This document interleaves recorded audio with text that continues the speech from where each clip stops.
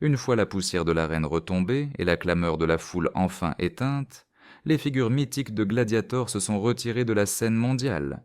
Auréolées par les acclamations universelles, pour l'éternité, elles demeurent des icônes de bravoure et de dévouement à l'écran. Cependant, une fois les projecteurs éteints, l'existence les a entraînés sur des chemins parfois tragiques et dévastateurs. La maladie, les addictions, l'isolement ou l'oubli ont inexorablement aspiré ces comédiens dans une obscurité profonde. Aujourd'hui, nous levons le voile pour rendre hommage à ces combattants dont l'héritage ne s'effacera jamais de notre mémoire. Oliver Reed, venu au monde en février 1938 à Wimbledon, dans le Surrey en Angleterre, était un comédien à la réputation bien établie, célèbre pour ses interprétations habitées et sa présence magnétique à l'écran. À l'âge de 61 ans, il a donné vie à Antonius Proximo, un ancien gladiateur devenu entraîneur, personnage bourru et despotique, mais qui dissimulait une forme de bienveillance en guidant le héros du film à travers le monde impitoyable des combats de Rome. Cette performance a laissé une marque indélébile dans l'esprit du public, et s'est imposée comme le chant du cygne de son impressionnante carrière au cinéma. Loin des caméras, Oliver Reed était tristement célèbre pour sa personnalité explosive et une descente aux enfers dans un alcoolisme dévastateur, qui ont profondément ravagé sa vie. Intime comme sa trajectoire professionnelle, le 2 mai 1999, alors qu'il était en plein tournage sur l'île de Malte, il s'est effondré, terrassé subitement, par une crise cardiaque fulgurante survenue à la suite d'un ultime défi de beuverie avec des marins de la marine royale britannique, ce qui a mis un point final particulièrement brutal à une existence consumée par le génie, la démesure et la tragédie. Richard Harris, né le 1er octobre 1930, à Limerick en Irlande, était âgé de 70 ans en l'an 2000 quand il a prêté ses traits à l'empereur Marc Aurèle. Il a dépeint un monarque vieillissant, empreint d'une grande solennité, d'une clairvoyance poignante et d'une infinie tristesse devant la décadence annoncée de son empire.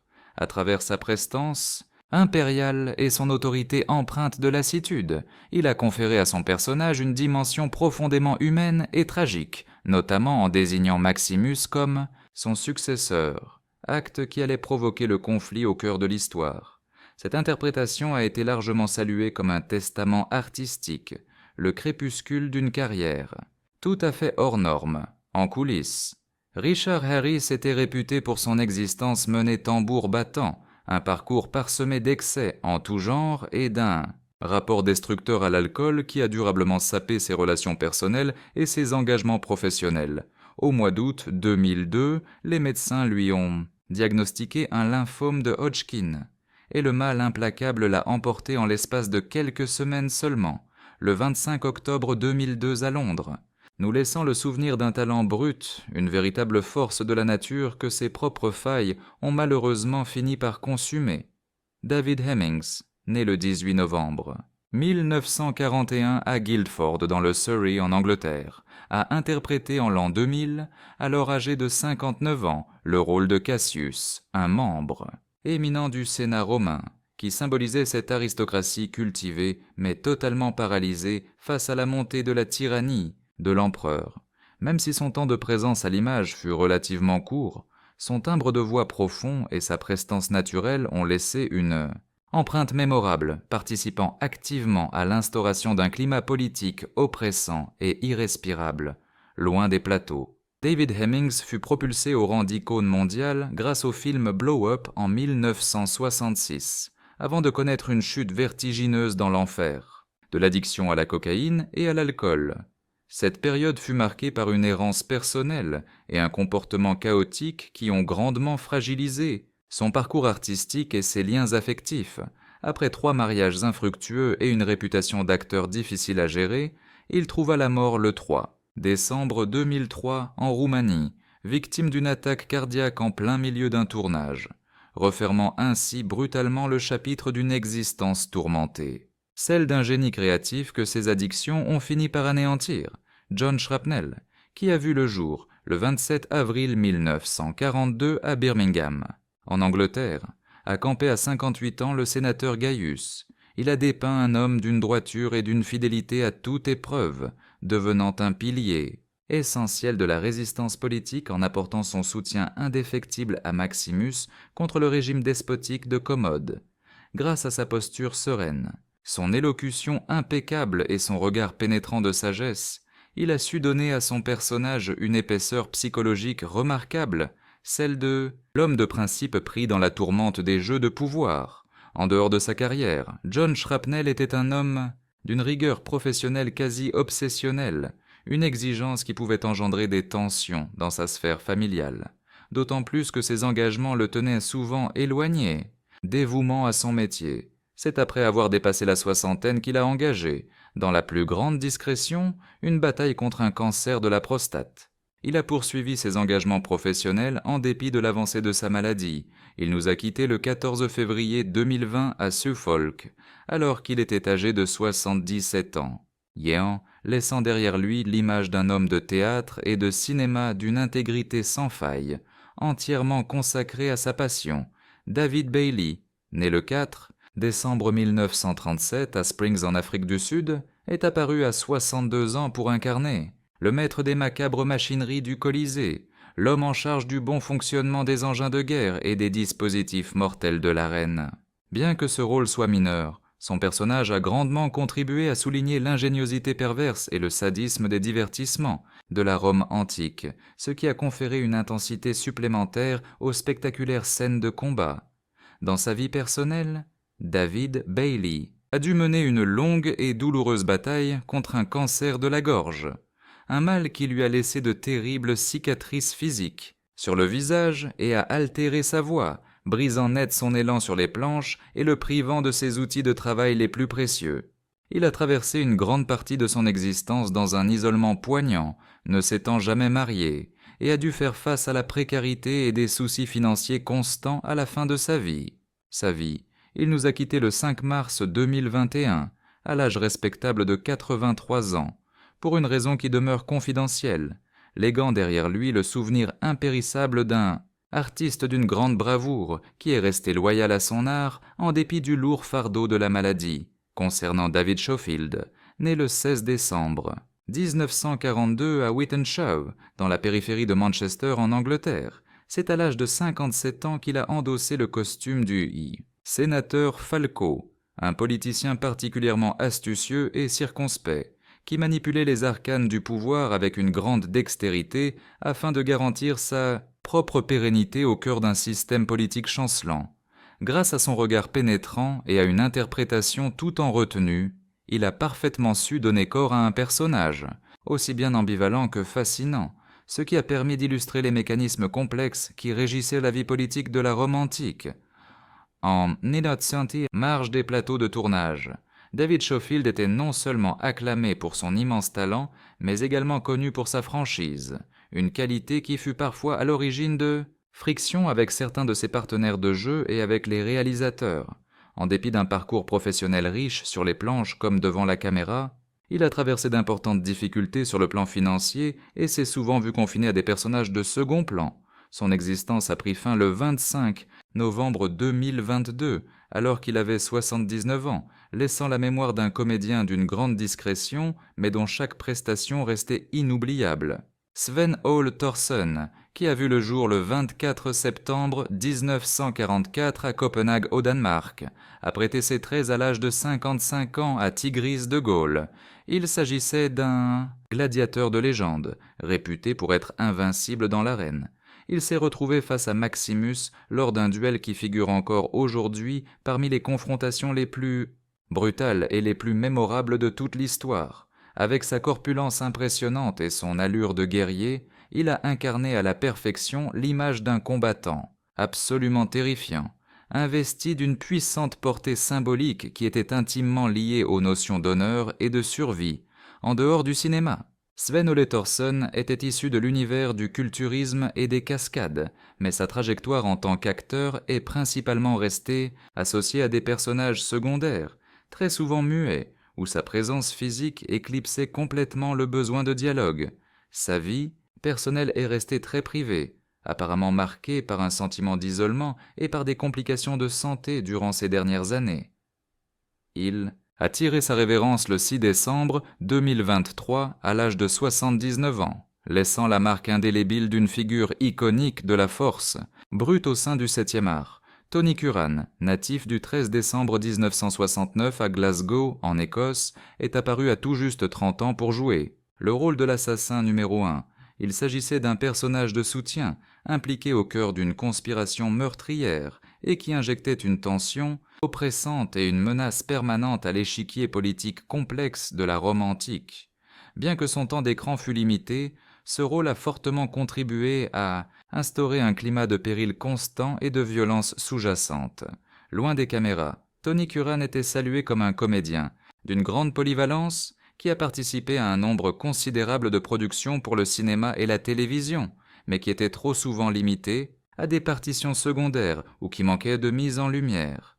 Il avait d'ailleurs avoué subir une intense pression psychologique qui découlait de la grande difficulté à se faire une place durable dans l'industrie d'Hollywood et de ce sentiment d'être systématiquement catalogué dans des types de personnages très spécifiques. Tony Curran s'est éteint le 30 décembre 2023, à seulement 54 ans, nous laissant avec l'image d'un talent immense mais discret, dont le plein potentiel n'a malheureusement jamais pu totalement s'épanouir. Russell Crowe, né le 7 avril 1964 à Wellington, en Nouvelle-Zélande, a incarné à 36 ans le personnage de Maximus Decimus Meridius, un général romain d'une loyauté exemplaire, trahi par le pouvoir, qui se voit arracher sa famille et qui est forcé de devenir un gladiateur pour pouvoir un jour assouvir sa soif de vengeance. Ce rôle d'une intensité rare, mêlant puissance, physique et drame intérieur, a totalement bouleversé les spectateurs et lui a valu de recevoir l'Oscar du meilleur acteur, ainsi que de très nombreuses récompenses à l'international, le catapultant au rang des plus grandes stars de Hollywood. Sa carrière fut par la suite jalonnée d'autres succès critiques et publics majeurs, comme Un homme d'exception et Les Misérables, en parallèle de son talent largement reconnu. Russell Crowe est également réputé pour son caractère pour le moins volcanique et pour avoir été au centre de plusieurs polémiques très médiatisées. Aujourd'hui, âgé de 61 ans, il mène toujours une carrière très active, naviguant entre les films d'auteur et les superproductions. Tout en continuant de s'adonner à la musique et de gérer divers projets d'investissement personnels. Joaquin Phoenix, venu au monde le 28 octobre 1974, à San Juan, à Porto Rico, a interprété à l'âge de 25 ans l'empereur Commode, un leader romain qui se révèle à la fois vulnérable et cruel, en quête désespérée d'amour, mais complètement dévoré par la jalousie et une insécurité maladive. Son interprétation, d'une intensité et d'une nature troublante, a conféré au personnage une complexité psychologique d'une grande rareté, ce qui lui a valu une nomination pour l'Oscar du meilleur acteur dans la catégorie second rôle, marquant ainsi une étape absolument décisive dans son parcours. Avant cette consécration, Joaquin Phoenix s'était déjà fait remarquer dans des œuvres comme Prêt à tout ou 8 mm, mais c'est bien ce personnage qui l'a élevé au rang de célébrité mondiale. Il a ensuite atteint le firmament de la reconnaissance en remportant l'Oscar du meilleur acteur pour son rôle dans Joker en 2019, célèbre pour sa grande réserve et son engagement passionné pour les droits des animaux et la protection de l'environnement. Joaquin Phoenix, qui est aujourd'hui âgé de 50 ans, continue de gratifier le cinéma mondial de performances d'une puissance et d'une justesse absolument mémorables. Connie Nielsen, qui a vu le jour le 3 juillet 1965 à Frederikshavn au Danemark, a campé à 35 ans le personnage de Lucilla, une princesse romaine, sœur de l'empereur Commode et ancien amour de Maximus, qui se retrouve piégée au cœur des manigances politiques et de profonds dilemmes moraux. De tourments profonds, par la grâce de sa beauté quasi noble, la mélancolie de son regard et une interprétation d'une sobriété magistrale. Elle a su insuffler au personnage une puissance affective absolument cruciale, où s'entremêlaient une fragilité palpable et une volonté de faire. Cette performance exceptionnelle a véritablement constitué un point de bascule dans sa trajectoire professionnelle, venant asseoir définitivement son statut de star mondiale. Dans la foulée, Connie Nielsen a enchaîné avec une filmographie impressionnante, participant à des œuvres notables comme Photo Obsession, Brothers et en incarnant la reine Hippolyta au sein de la célèbre franchise de super-héroïnes. Sa maîtrise de plusieurs langues lui a valu un immense respect, tant sur le vieux continent qu'à Hollywood. Maintenant âgée de 59 ans, l'actrice n'a rien perdu de sa superbe, restant particulièrement engagée et sélectionnant avec soin des projets audacieux qui témoignent de la pérennité de son talent et du magnétisme d'une comédienne hors pair. Quant à Djimon Hounsou, venu au monde le 24 avril 1964 à Cotonou, au Bénin, il prêta ses traits, à l'âge de 36 ans, au personnage de Juba, un combattant numide asservi qui allait devenir l'allié indéfectible et le pilier psychologique de Maximus au milieu des pires tourments de la reine. À travers la puissance de son regard et une performance d'une profondeur saisissante, il a livré l'une des compositions les plus poignantes et profondément humaines que le cinéma nous ait offertes. Bien avant cette consécration, Djimon Hounsou avait déjà captivé l'attention dans Amistad en 1997, avant de prouver l'étendue de sa palette d'acteurs avec In, America et Blood Diamond, deux films qui lui ont chacun ouvert les portes d'une nomination prestigieuse aux Oscars, venu d'un environnement particulièrement humble et ayant connu les difficultés de la vie parisienne avant que son talent ne soit repéré. Son parcours est une véritable incarnation de la ténacité et du courage. Désormais âgé de 61 ans, il mène de front une carrière mondiale. Naviguant avec aisance entre les films indépendants exigeants et les superproductions spectaculaires de Hollywood, Sir Derek Jacobi, né le 22 octobre 1938 à Leytonstone, à Londres, a interprété à 61 ans le sénateur Gracchus. Il campait un politicien à la vision claire et à la résolution sans faille, qui apportait un appui secret à Maximus contre l'autorité despotique de Commode, se faisant le porte-parole de la raison au sein d'une Rome dévorée par les complots de pouvoir. Son charisme inné, couplé à une interprétation d'une subtilité rare, a conféré une épaisseur psychologique tout à fait exceptionnelle à ce personnage secondaire, mais absolument crucial à l'intrigue. Son parcours artistique, s'étalant sur plus de 6 décennies, est jalonné d'œuvres fondatrices comme la série Moi, Claude, Empereur, des adaptations de Hamlet et d'innombrables pièces de théâtre. Fiction télévisuelle et long-métrage pour le grand écran, couronné de multiples récompenses de renom, incluant un BAFTA et un Olivier Award. Il a reçu le titre de chevalier en 1994, à l'âge respectable de 86 ans. Sir Derek Jacobi reste une légende, incontournable et active de la scène et du 7e art britannique. De son côté, Ralph Möller, né le 12 janvier 1959 à Recklinghausen, en Allemagne. De l'Ouest, a endossé à 41 ans le rôle de Hagen. Il y incarnait un gladiateur massif, d'une bravoure et d'une fidélité à toute épreuve, qui luttait aux côtés de Maximus lors des combats les plus sanglants du Colisée. Sa stature d'athlète et son port quasi militaire ont permis de projeter sur l'écran une sensation de puissance pure, tout en suggérant une profonde et authentique camaraderie qui unissait les gladiateurs.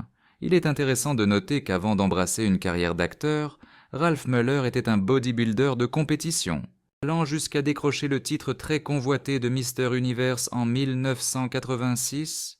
C'est après ce succès qu'il a amorcé son parcours hollywoodien, se spécialisant dans les personnages musclés et apparaissant dans des films comme Cyborg, Le Roi Scorpion, ainsi que dans diverses productions télévisuelles américaines. Âgé de 66 ans à ce jour, il continue de se consacrer au sport et de s'investir dans diverses créations artistiques à l'échelle mondiale, préservant son statut d'icône emblématique du film d'action Made in Europe. Parlons maintenant de Thomas Arana, né en avril 1955 à Auburn en Californie, qui a joué à 45 ans le rôle de Quintus, un soldat initialement loyal à Maximus, qui se retrouve forcé de suivre les ordres de Commode avant de finalement opter pour le chemin de la droiture, avec une performance tout en nuances et un regard qui trahissait une intense vie intérieure. Il a su conférer à son personnage une complexité fascinante, tiraillée entre ses devoirs, son sens de l'honneur et son instinct de conservation, ce qui a considérablement amplifié la charge dramatique de l'histoire. Bien avant cette prestation mémorable, Thomas Arana s'était déjà fait remarquer dans Bodyguard. Dès l'année 1992, Sa trajectoire a pris une dimension mondiale, le propulsant dans des super-productions hollywoodiennes telles que The Dark Knight Rises et Les Gardiens de la Galaxie. Très engagé sur la scène théâtrale de son pays natal, l'Italie, il a noué de multiples partenariats artistiques avec de cinéastes européens de grande renommée. À présent âgé de 70 ans, il poursuit sa carrière d'acteur et reste une figure connue du grand public, particulièrement estimé pour la force et la subtilité qu'il apporte à ses seconds rôles. Enfin, Spencer Treat Clark, né le 24 septembre 1987 à New York, a interprété à seulement 12 ans le jeune Lucius Verus, qui n'est autre que le petit-fils de l'empereur Marc Aurèle et le fils de Lucilla. Il était cet enfant pur, projeté involontairement au centre d'une bataille impitoyable pour le trône, grâce à son jeu d'une grande spontanéité et un regard empli de naïveté. Il a injecté une dose cruciale d'humanité et de sensibilité au sein d'un monde régi par la brutalité et les machinations incessantes de la cour. En dépit de son très jeune âge, son interprétation a marqué durablement les esprits. Après cette expérience, Spencer Treat Clark a rencontré un succès retentissant en incarnant Joseph Dunn dans le film Incassable, un personnage qu'il a retrouvé des années plus tard dans Glass, tout en faisant des apparitions remarquées dans de nombreuses séries télévisées à succès. Titulaire d'un diplôme de la prestigieuse université Columbia et maintenant âgé, à maintenant 37 ans, il continue de bâtir une trajectoire professionnelle remarquablement harmonieuse, sélectionnant ses engagements avec une grande maturité. Il a su préserver avec brio l'image d'un ancien enfant star qui a évolué pour devenir un artiste pleinement reconnu et respecté. Quant à Tommy Flanagan, né le 3 juillet 1965 à Glasgow, en Écosse, il a prêté ses traits à l'âge de 35 ans à Cicero, le compagnon indéfectible et le confident de Maximus. Il a joué un rôle absolument central, agissant comme un relais essentiel et un pilier dans le complot audacieux visant à destituer l'empereur Commode. Malgré un temps d'apparition à l'écran somme toute assez bref, il a profondément marqué l'audience grâce à un jeu d'une grande sincérité et un regard empreint d'une loyauté sans faille. Dans la vie de tous les jours, le visage de Tommy Flanagan est immédiatement reconnaissable en raison de la longue cicatrice qui le barre. Cette marque est la conséquence d'une terrible agression au couteau qu'il a enduré dans sa jeunesse et qui est paradoxalement devenue sa signature visuelle distinctive, se révélant un véritable avantage pour décrocher des rôles de personnages au caractère bien trempé. Par la suite, il s'est brillamment illustré dans la série à succès Sons of Anarchy, mais aussi dans des longs-métrages acclamés comme Braveheart et Sin City.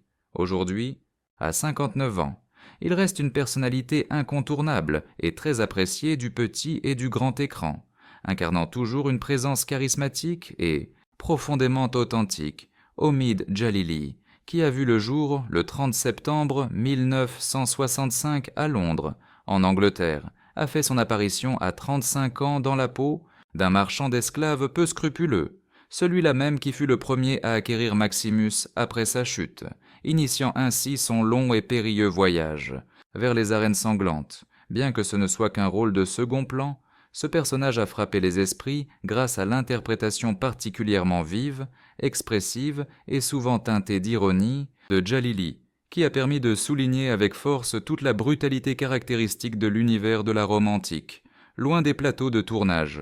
Omid Djalili est un comédien, humoriste et scénariste britannique de renom d'ascendance iranienne, particulièrement célèbre pour son sens de l'humour percutant qui se marie à une critique sociale d'une grande finesse.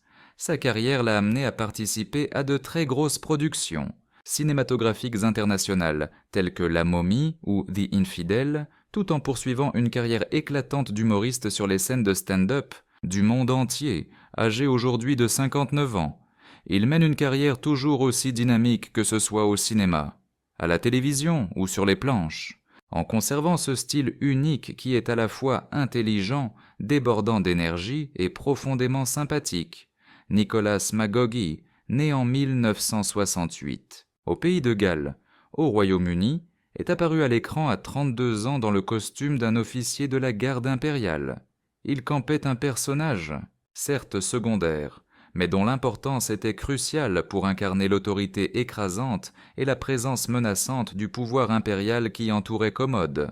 Même si sa prestation fut de courte durée, elle a grandement contribué à intensifier l'authenticité et la tension palpable de l'atmosphère politique et militaire qui imprègne tout le récit. Au-delà de cette participation, Nicholas Magohay est principalement réputé pour son engagement de très longue date dans la série télévisée galloise Poboli CBBM, ainsi que pour ses diverses apparitions dans des productions populaires britanniques comme Casualty et The Bill. En plus de ses activités de comédien, il met régulièrement son talent vocal au service de multiples émissions et campagnes publicitaires. À 56 ans aujourd'hui, il reste une personnalité très estimée de la scène artistique et télévisuelle galloise, largement salué pour sa régularité professionnelle et la justesse de son jeu. Alain Raglan, né en 1971.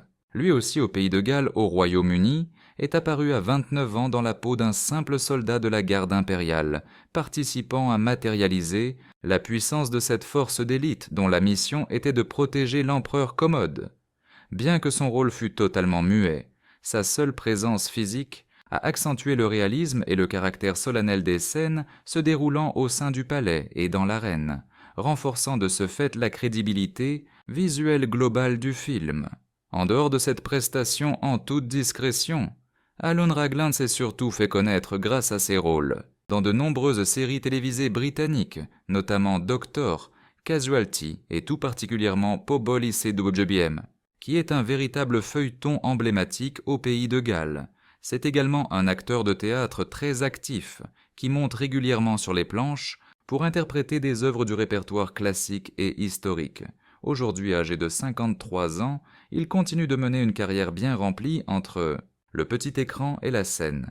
Très apprécié dans sa région natale pour l'honnêteté de son jeu et son dévouement constant envers l'art. Théâtral local, Giannina Facio, né le 10 septembre 1955 à San José, au Costa Rica, a joué à 45 ans le rôle de l'épouse de Maximus, un personnage d'une grande douceur et aimant, qui est tragiquement assassiné en même temps que son fils, devenant ainsi la motivation la plus profonde qui anime la soif de vengeance du héros, bien qu'elle n'apparaisse à l'écran qu'à travers quelques scènes de souvenirs poignants, elle a su insuffler une charge émotionnelle intense, incarnant l'image dévastatrice d'un bonheur familial anéanti bien trop tôt. En marge de sa carrière d'actrice, Giannina Faccio a très souvent collaboré avec le réalisateur Ridley Scott, faisant des apparitions dans plusieurs autres de ses productions majeures. Elle s'est par ailleurs affirmée avec succès en tant que productrice, ayant contribué de manière notable à la réussite de films d'envergure comme House of Gucci et Napoléon. Maintenant âgée de 69 ans, elle mène une carrière toujours très active, naviguant entre l'interprétation et la production. Elle est reconnue pour son dévouement au 7e art et sa grande polyvalence artistique depuis plus de 30 ans. Enfin, Giorgio Cantarini, né le 12 avril 1992 à Orvieto en Italie, a incarné à seulement 8 ans le jeune fils de Maximus. Cet enfant innocent, sauvagement assassiné avec sa mère, représente la douleur originelle et devient le principal moteur de l'implacable quête de vengeance de son père, le héros du film. Bien que son rôle soit confiné à quelques scènes très courtes, il a laissé une marque inoubliable dans les mémoires, notamment grâce à son regard d'une grande pureté et à une interprétation d'un naturel saisissant, conférant une forte charge émotionnelle à l'histoire, bien avant d'endosser ce costume. Giorgio Cantarini jouissait déjà d'une notoriété internationale considérable, à seulement 5 ans, pour sa performance mémorable en tant que Josué dans le chef-d'œuvre La vie est belle, un film qui a récolté 3 prestigieux Oscars. Par la suite, sa carrière s'est poursuivie avec plusieurs productions en Italie, tout en se consacrant à perfectionner son art à travers des études de théâtre. Aujourd'hui, à l'âge de 32 ans, il continue d'évoluer tant au cinéma que sur les planches, en choisissant ses engagements avec une grande maturité et une attention particulière. Le fracas des combats s'est estompé, les armures ont été définitivement déposées et un grand silence a succédé aux ovations d'autrefois. Cependant, l'image de ces illustres guerriers perdure et continue de nous habiter à travers chaque séquence. Chaque expression et chaque souvenir impérissable capturé par la caméra. Leur existence terrestre fut éphémère pour certains, mais leur héritage artistique reste absolument impérissable, magnifiquement transmis par le 7e art et la mémoire collective des cinéphiles. En sortant de cette arène emplie de réminiscences, nous tenons à saluer la mémoire de ces comédiens qui nous ont quittés, et dont l'aura continue de planer avec majesté sur la légende du film Gladiator.